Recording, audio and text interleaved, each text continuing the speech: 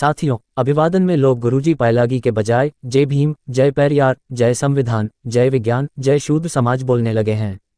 शूद्र बहुजनों में परिवर्तन की इस लहर से परेशान एक पंडित की व्यथा की यह कहानी आज के बहुजनों की जागरूकता को दर्शाती है। एक पेड़ के नीचे काफी चिंतित मुद्रा में बैठे पंडित से मैंने चिंता का कारण जानना चाहा, तो उन्होंने अपनी पीड़ा व्यक्त करना शुरू किया। कहने लगे, पहले किसी भी गांव मोहल्ले में जाते थे तो हर जगह बहुत मान सम्मान मिलता था, लोग प्रणाम करते थे, बैठने को कुर्सी आदि देते थे और जाते समय यथाशक्ति दान दक्षिणा भी देते थे। लेकिन क्या बताऊं, आजकल समय बदल गया है। पूरा गांव घूम कर आ रहा हूं, न ही किसी ने प्रणाम किया और न बैठने को कहा, दान दक्षिणा तो दूर की बात है। दलित बस्तियों में तो आना जाना न के बराबर होता था, लेकिन अब तो लगता है यादव, पाल, मौर्य, पटेल, राजभर, माली, विश्वकर्मा, चौरसिया, निषाद, प्रजापति आदि बस्तियों में भी पंडितों को कोई पूछने वाला नहीं है।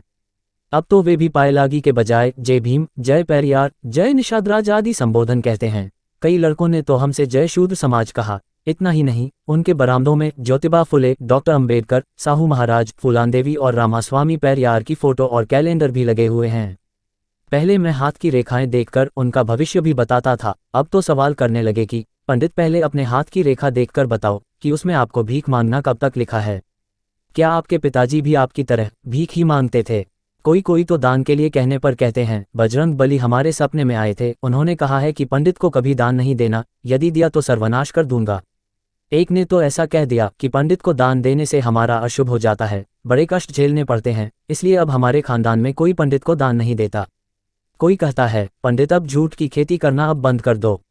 मैं रामायण महाभारत की कहानी सुनाता हूँ तो वे लोग कहते हैं, यह काल्पनिक कहानी है, इतिहास में कहीं इनका प्रमाण ही नहीं मिलता है। सतयुग, द्वापर, त्रेता कभी था ही नहीं और ऐसे ऐसे तर्क करते हैं कि मेरा सिर चकराने लगता है।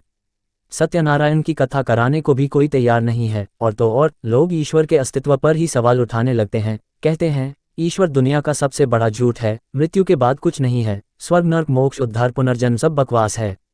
अभी हर जगह रामचरितमानस की चर्चा है। लोग कहते हैं तुलसीदास दुबे ने शूद्रों और महिलाओं को अपमानित और प्रताड़ित करने के लिए लिखा है। वह शूद्रों व महिलाओं का धर्म ग्रंथ कैसे हो सकता है? हम अखंड रामायण का पाठ क्यों करें?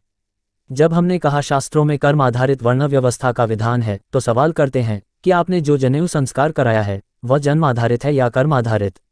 फिर शंकराचार्य और मंदिरों के पुजारी आदि जन्म आधारित ब्राह्मण ही क्यों हैं? पूछते हैं कि ब्राह्मण, क्षत्रिय, वैश्य के अलावा जो बचे हैं वे शूद्र हैं कि नहीं? जैसे ही मना करता हूं तो कहते हैं, फिर हमारे साथ भोजन क्यों नहीं करते? या तो खुद बनाते हो या आटा चावल दाल आदि की गठरी बनाकर घर क्यों ले जाते हो? मेरे पास उनके सवालों का कोई जवाब नहीं होता। लोग कहते हैं, अब तुम्हारा उधार वाला धंधा नहीं चलेगा, दान दक्षिणा तो नकद लेते हो और पुण्य का फल, कल्याण होना, कष्ट दूर होना सब उधार होता है जो कभी मिलता ही नहीं। अब हम पूजा पाठ भी तभी कराएंगे जब उसका फल तुरंत मिलेगा, अब उधारी नहीं चलेगी। अब धर्म के नाम पर ठगी का धंधा नहीं चलेगा, अब वही विचार टिकेगा जो तर्क की कसौटी पर खरा उतरेगा। अब तो लोग गृह प्रवेश भी संविधान की उद्देशिका पढ़कर कर लेते हैं, बिना पंडित के ही शादियां भी करने लगे हैं। हर तरफ बुद्ध की ही चर्चा हो रही है, लगता है पंडिताई का अंत आ चुका है। यही चिंता मुझे खाई जा रही है।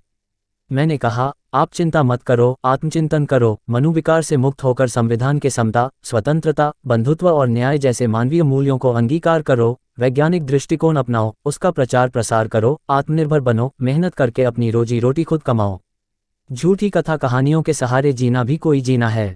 इतना सुनकर मैंने पंडित जी से कहा, आप कहें तो कुछ सवाल मैं भी करूं? पंडित ने कहा, क्यों जले पर नमक छिड़कना चाहते हो?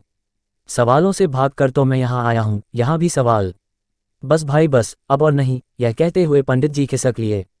साथियों, यह कहानी आपको कैसी लगी कमेंट करके अवश्य बताएं। यदि आपको ऐसी सामाजिक कहानियां पसंद है तो चैनल को लाइक, शेयर और सब्सक्राइब करें।